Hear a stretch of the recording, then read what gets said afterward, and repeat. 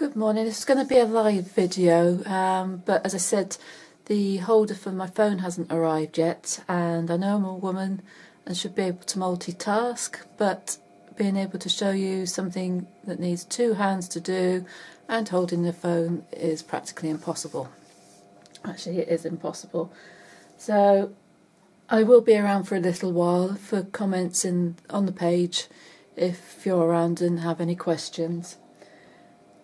First of all, thank you very much for all those that have given me suggestions for ideas for the weekly tip.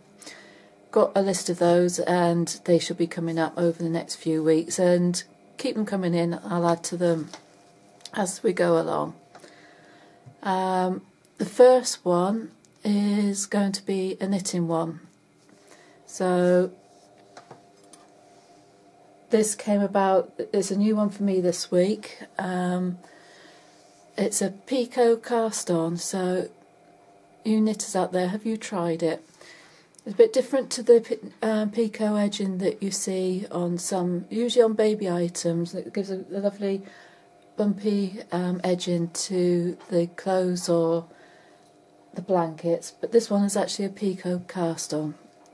So I thought I'd show you how to do it and the effect that it has. So I'll have to bring you down so you can actually see what I'm doing. Okay, so this is for a pair of socks that I'm doing, and you just need the end sewn off there. And this is the Picot Cast On and the effect that it gives. You can adjust the size of it depending on the number of stitches that you're using to do the cast on cast off for the edging. But it gives such a pretty frilly edge to the garment. It can also be used for blanket edges as well, just to add a different finish. So I thought I'd show you how to do it.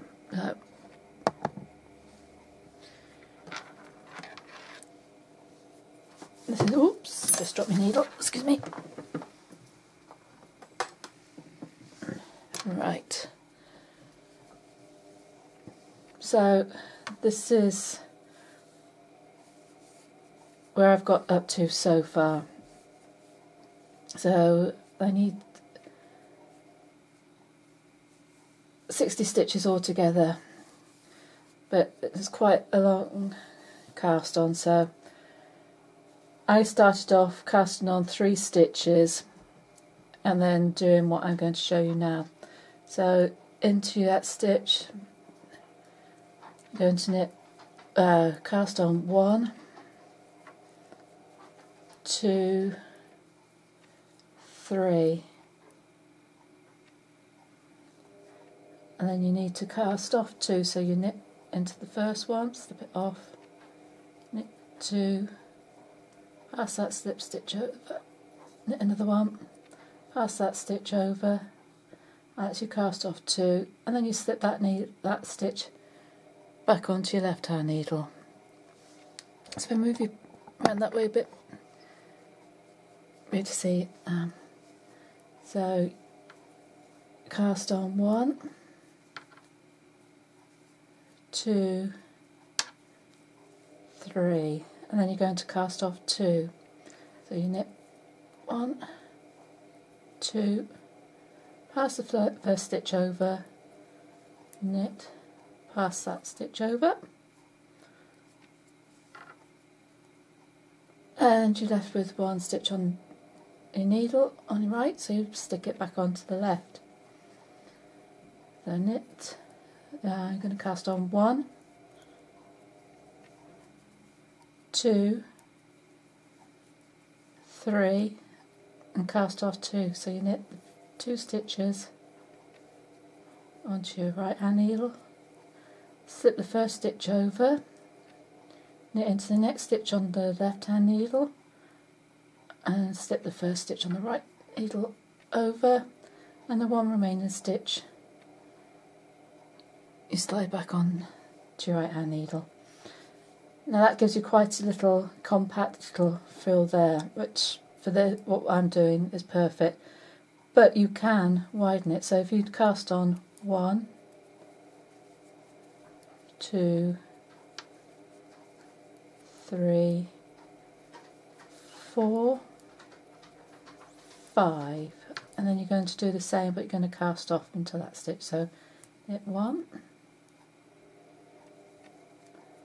2, slip that 1, so that's 1 cast off, 2 cast off, 3 cast off, 4 cast off, and bring that back on, that stitch left back onto the left needle, and there you can see the difference in size. So that's a Picot Cast On. I'd be interested to see if you've tried it.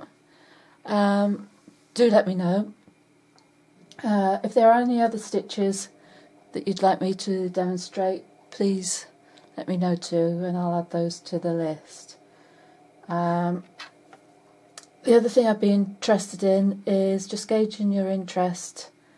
I'm thinking about doing a sock workshop, and after doing these I'm just thinking of, if I do it, it'd be the option of either doing the Picot Cast On or a plain rib. So at the moment I'm just looking for numbers and ideas whether there is an interest to do that, and then I'll show you some of the tricks I use to make it easier to start. So any comments, just add them in below the video, and I'll pop in and out over the next hour or so and just keep up to date with those and reply. So I'll speak soon.